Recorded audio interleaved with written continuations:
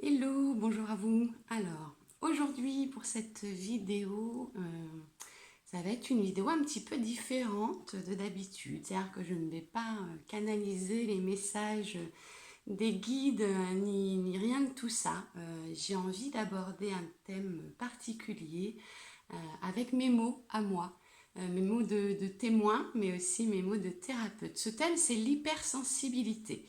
Alors j'ai eu l'occasion récemment, le plaisir d'animer un petit atelier en petit groupe sur ce thème de l'hypersensibilité et ça m'a donné envie de vous faire cette petite vidéo pour en parler avec vous. Alors d'abord l'hypersensibilité, c'est différent de ce qu'on pourrait qualifier aujourd'hui de grande sensibilité ou de grande émotivité. Voilà, c'est différent. Ça n'a rien à voir avec tout ça.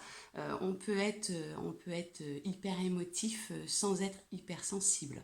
Ou on peut être très sensible, que beaucoup de choses nous touchent sans être hypersensible. L'hypersensibilité, c'est vraiment quelque chose à part de tout ça. Déjà, ce qu'il faut savoir, c'est qu'il y a une personne sur 5 qui serait aujourd'hui hypersensible dans notre société et qu'on ne devient pas hypersensible avec le temps ou avec les épreuves ou avec tout ça. On est hypersensible, hein, c'est quelque chose de naissance, l'hypersensibilité. L'hypersensibilité, ça nous fait ressentir tout 10 000 fois plus fort que les personnes qui ne sont pas hypersensibles. Donc c'est le cas pour les émotions, effectivement, mais c'est le cas pour énormément de choses. Par exemple, à un niveau purement physique, les bruits répétitifs ou les bruits trop forts, les lumières trop fortes, ou alors voilà, vous savez comme en discothèque, dans certaines discothèques, là, les strombines, enfin les trucs qui tournent, là, les lumières vraiment très vives. Moi j'ai eu l'occasion de travailler en fait en discothèque, donc toutes ces lumières qui changent très vite et qui sont très éblouissantes, voilà, tout ça, ça va affecter une personne hypersensible.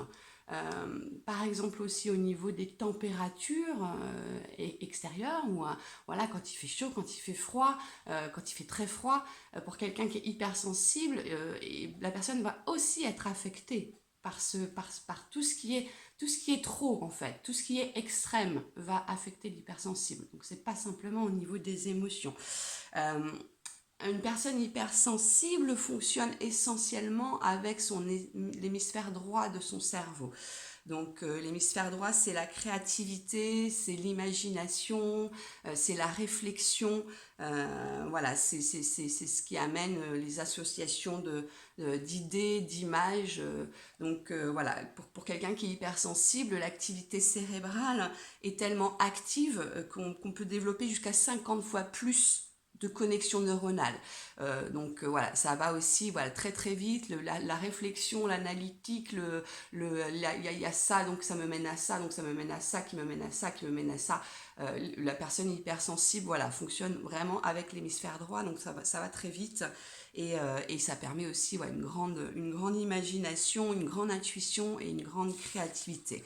Euh, voilà, quand on est petit, quand on est enfant, quelqu'un d'hypersensible va se sentir bizarre, va se sentir un peu à part, différente des autres, et va pas vraiment comprendre pourquoi.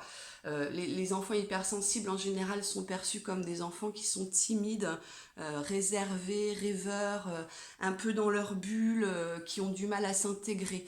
Voilà, quand on grandit avec cette perception-là qu'on a eue de l'extérieur, on pense qu'on est fragile en fait quelque part, qu'on aimerait moins penser, parce qu'on est toujours en train de penser, on aimerait moins faire attention aux détails, et puis on essaye du coup d'être différent, de plus ressembler aux autres, mais bon, aller contre sa nature d'hypersensible, c'est quand même rejeter sa propre personnalité.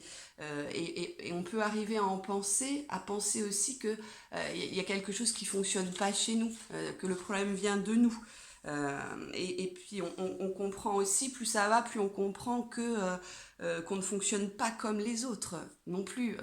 Vous avez sûrement dû entendre dans votre vie, si vous êtes hypersensible et que vous reconnaissez voilà, dans ce que je vous décris ici, que vous prenez trop les choses à cœur, par exemple, que vous êtes trop gentil aussi, ça c'est une caractéristique, que vous êtes trop perfectionniste. On vous a souvent dit de prendre du recul par rapport aux choses. Voilà. Donc du coup, on apprend un peu à s'adapter. On essaye en tout cas de rentrer dans des cases et on essaye aussi de ne pas déranger. Parce que le moindre reproche à notre encontre, quand on est hypersensible, ça va nous déstabiliser. Vraiment. C'est au-delà de l'ordre de... Moi, j'ai beaucoup entendu, quand j'étais enfant, par exemple, et puis même maintenant, adulte, que j'étais susceptible. Oh là là, mais qu'est-ce que tu es susceptible? Voilà, hop, vous avez la présence d'un chat qui passe. Ou alors que j'avais mauvais caractère, que je prenais tout mal. On peut rien te dire parce que tu te vexes à chaque fois. C'est pas ça du tout, vraiment. L'hypersensibilité, on est tellement en recherche aussi de perfection par rapport à nous-mêmes que ça nous déstabilise vraiment, même sur le ton d'une petite blague ou oh non je plaisante, voilà, ce genre de réflexion va être très déstabilisant pour une personne hypersensible. Donc on fuit le conflit hypersensible et on essaye vraiment de se fondre dans la masse, de pas déranger pour pas se prendre de reproches, quoi. Au niveau émotionnel, c'est vrai que nos émotions en tant qu'hypersensibles sont très développées et nous font surréagir la plupart du temps. C'est-à-dire que voilà, ce que je disais juste auparavant, quelqu'un nous lance une petite pique sous le ton de l'humour, sur le ton de la blague. Ça va nous faire surréagir. C'est comme si l'hypersensible n'avait pas de second degré quelque part. Donc l'hypersensible amateur, débutant, pas amateur, pardon, débutant. Voilà, moi je me mets plus dans cette case-là. J'ai même du mal à dire que je me mets dans des cases, mais voilà, je vais vous expliquer par la suite comment gérer son hypersensibilité pour éviter justement les surréactions dues aux émotions très développées de l'hypersensible. Une autre caractéristique aussi de l'hypersensible, c'est qu'on va mettre vraiment beaucoup de temps à prendre des décisions, à faire un choix. Ça parce que on va analyser. On va analyser toutes les caractéristiques et toutes les données des différentes possibilités avant de faire un choix ou de prendre une décision. Moi, mon exemple personnel qui est rigolo avec cette difficulté à faire un choix, c'est par exemple pour choisir un produit quand il y en a vraiment beaucoup qui sont proposés, différentes marques. Là, c'était par rapport au dentifrice à une époque où j'ai vu vraiment passer mais une demi-heure devant le rayon à me dire, bah oui, mais celui-là il a ça, mais oui, mais celui-là il est mieux, ah bah oui, mais celui-là il est moins cher, ah bah oui, mais celui-là, voilà, l'analyse totale m'a pris tellement de temps juste pour faire un simple choix. Donc quand il s'agit de prendre une décision importante, pour le coup, c'est vraiment, vraiment, vraiment compliqué pour un hypersensible de le faire comme ça, quoi.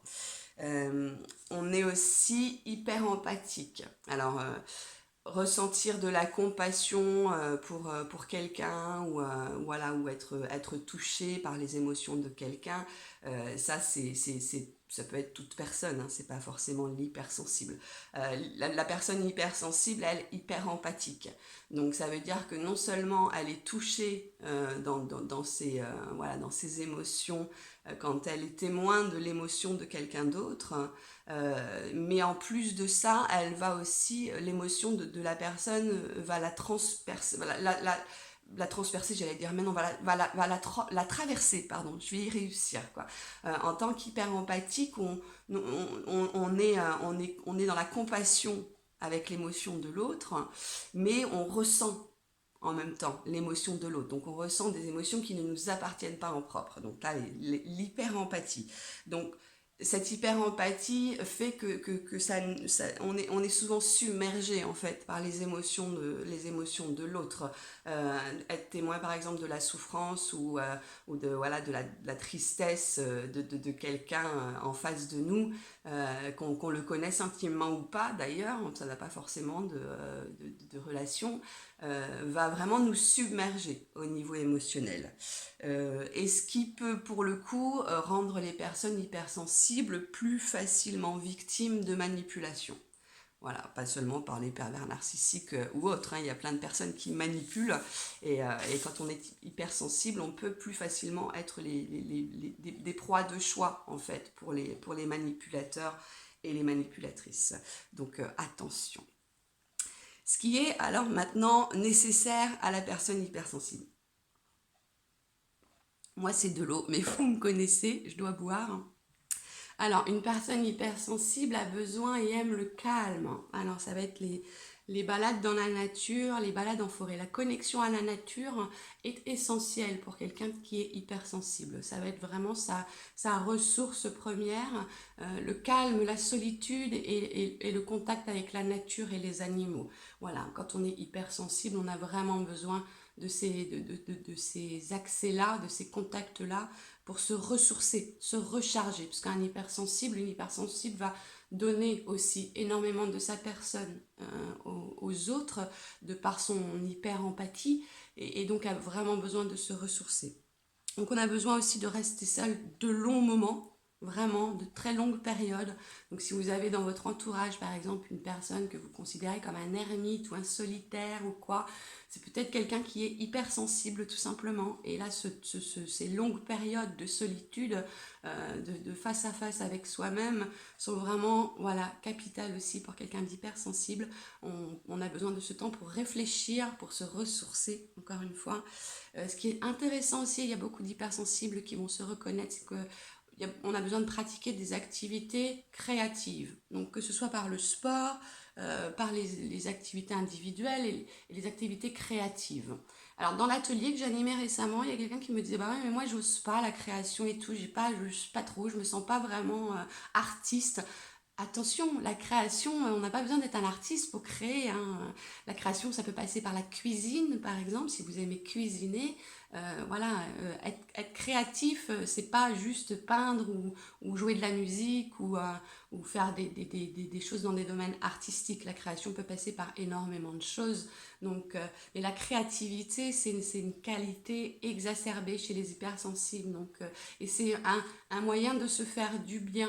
Quand on est en train de créer quelque chose, on est connecté à soi-même vraiment et pour l'hypersensible, ça permet vraiment voilà, de s'entourer de sa bulle de ressources, être dans la créativité.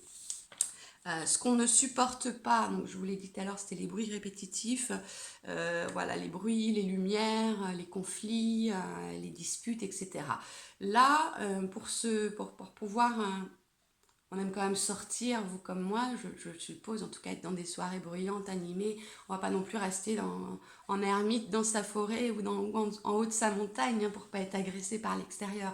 Donc quand on est hypersensible dans ces cas-là, c'est de savoir aussi s'extraire par moment si c'est trop bruyant ou trop animé que d'un coup vous vous sentez vraiment agressé par l'extérieur. Dans ces cas-là, c'est s'extraire. Donc voilà, s'extraire de cet endroit-là et prendre du temps pour soi.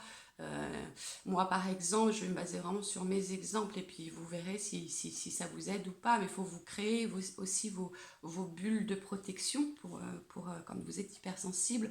Quand je suis dans une soirée ou dans un endroit qui est trop bruyant où il y a trop de monde, même si c'est très joyeux, hein, attention, hein, mais bon, il va y avoir la musique, les rires, les discussions, tout ça va faire vraiment un environnement très agressif pour moi.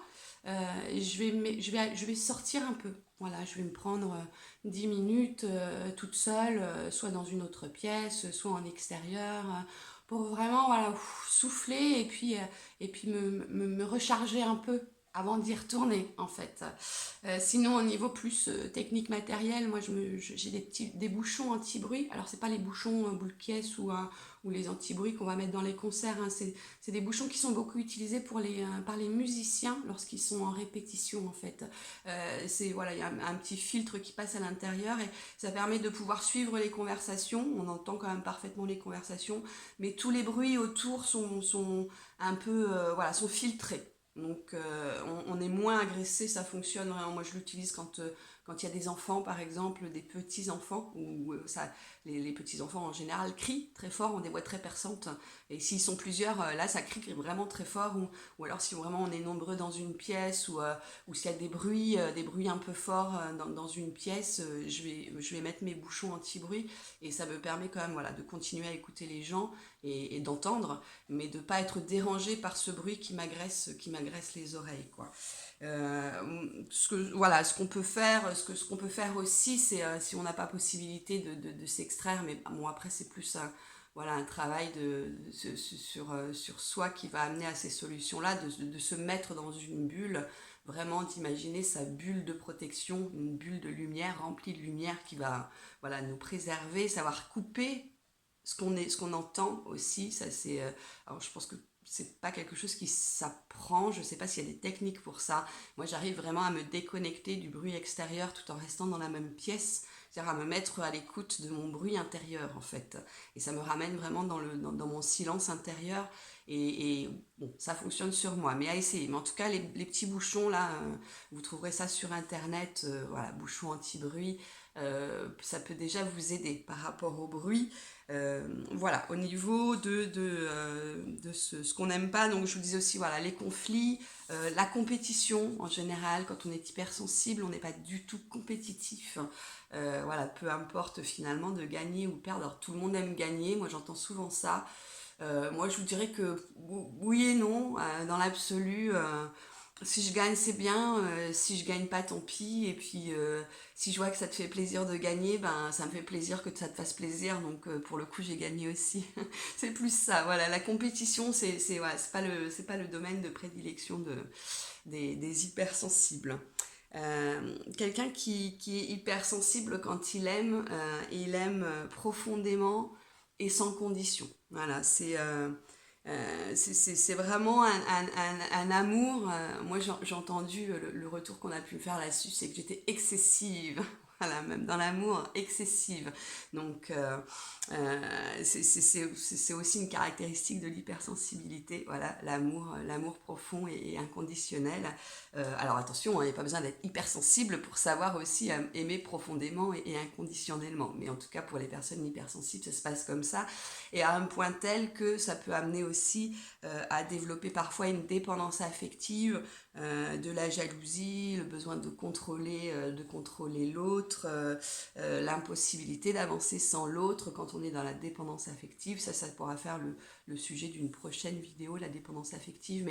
Mais voilà, c'est quelque chose qu'il faut aussi savoir contrôler, cet amour inconditionnel. C'est un peu bizarre de dire contrôler l'amour inconditionnel, mais en tout cas, quand on est hypersensible, voilà, c'est quelque chose dont il faut apprendre aussi à travailler sur ça, comme sur la notion de ne plus aimer l'autre, qui paraît vraiment difficile à concevoir aussi quand on est hypersensible. Voilà, à travailler aussi. Accepter son hypersensibilité, ça permet d'accepter ses limites.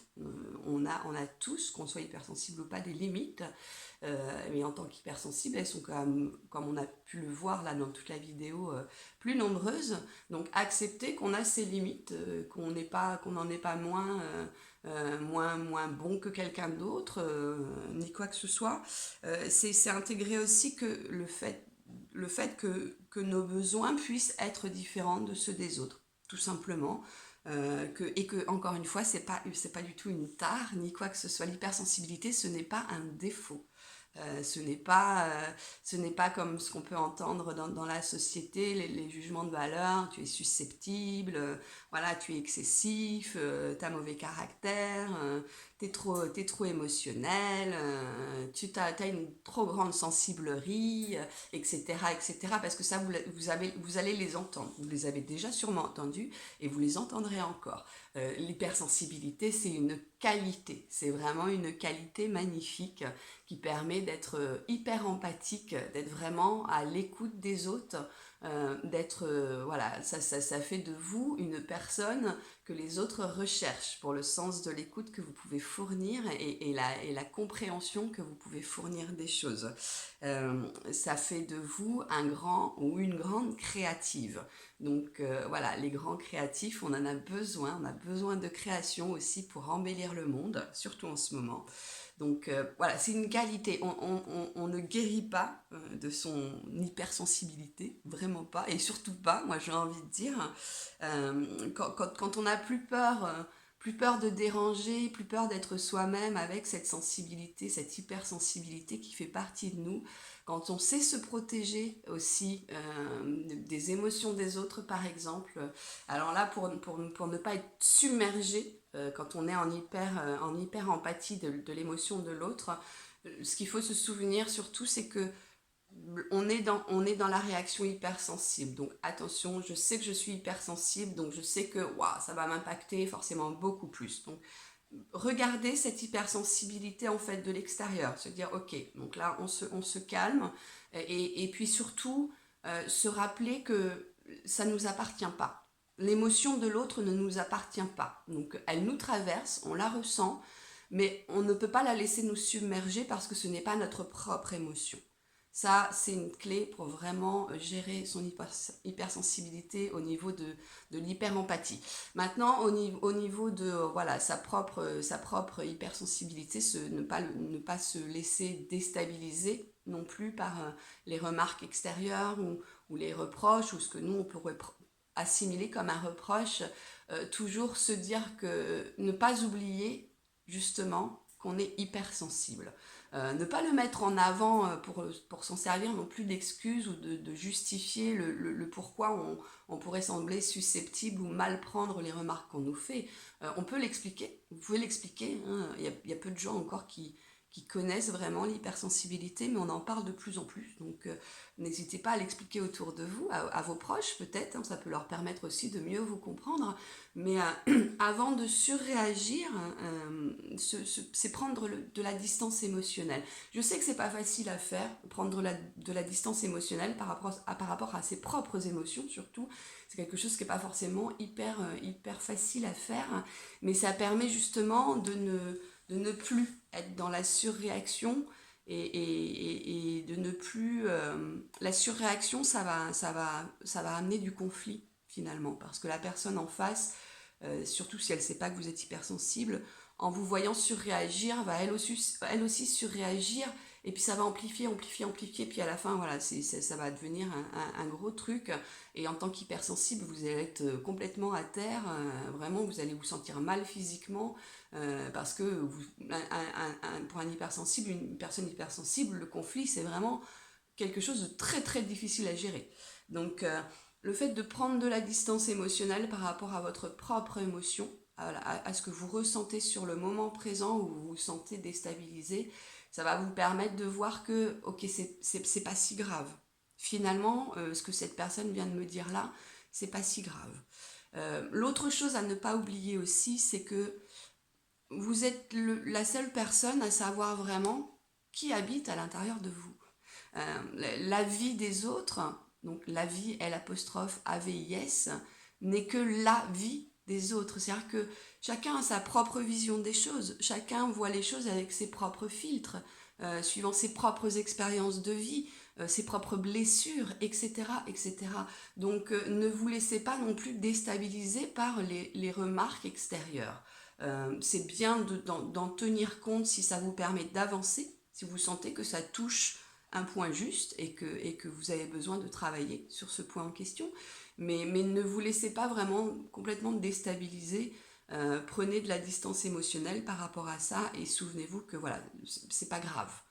Ça va vous permettre vraiment de ne plus surréagir quand vous êtes touché émotionnellement.